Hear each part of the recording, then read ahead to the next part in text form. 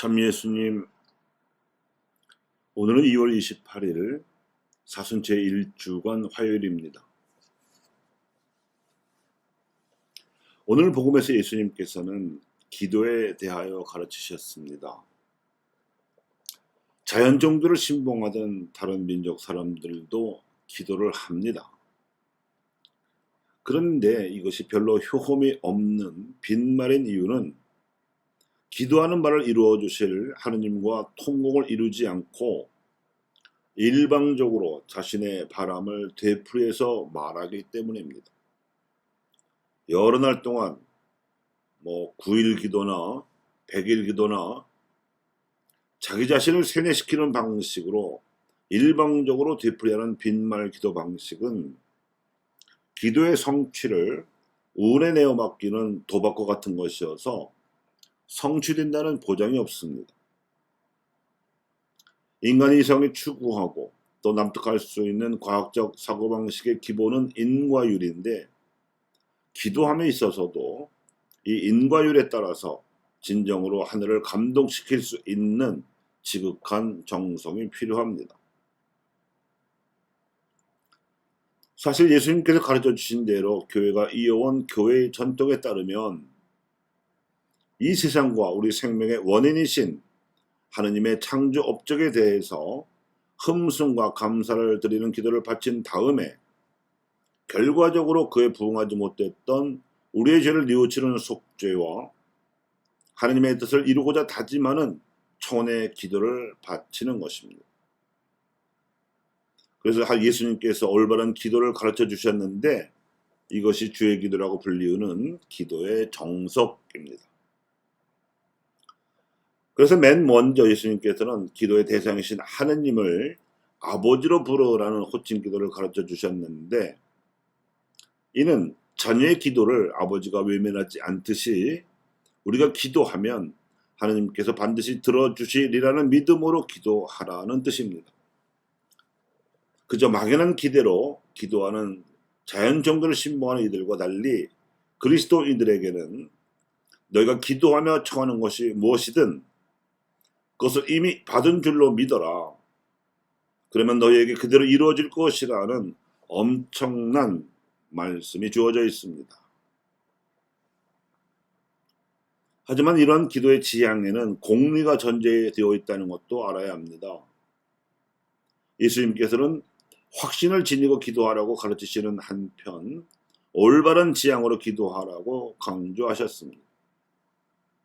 그것은 당장 필요한 것들을 청하는 데 매달리기보다 하느님의 나라를 우리가 이루는 데 필요한 것을 청하는 것이며 그리하면 정작 우리에게 필요하고 우리가 바라는 것들은 선물로 받게 될 것을 믿는 마음입니다.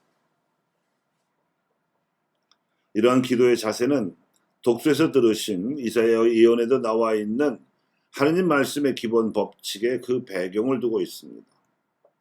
하늘에서 내리는 눈과 비가 그 열매를 땅에서 맺지 않고는 그대로 하늘로 돌아가지 않는다는 당연한 말씀입니다.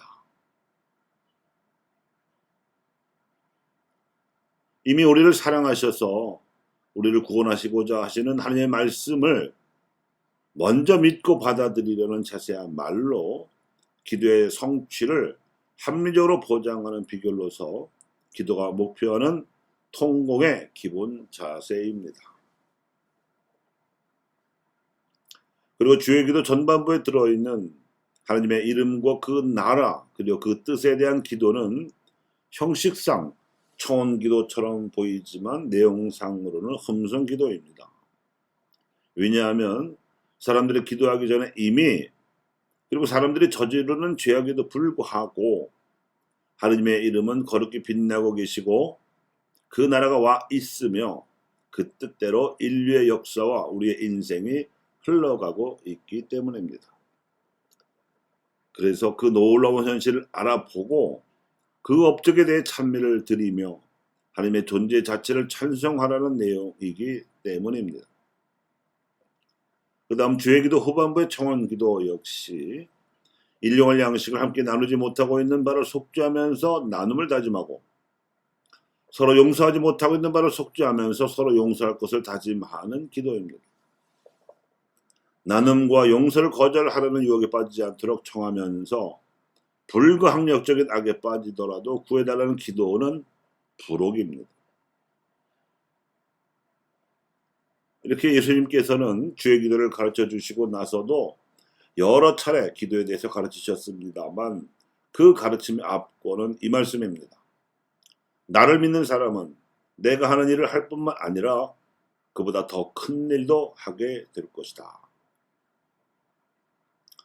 이렇게 장담하신 이유는 우리가 기도를 하면 갑자기 우리 능력에 변화가 온다는 뜻이 아닙니다.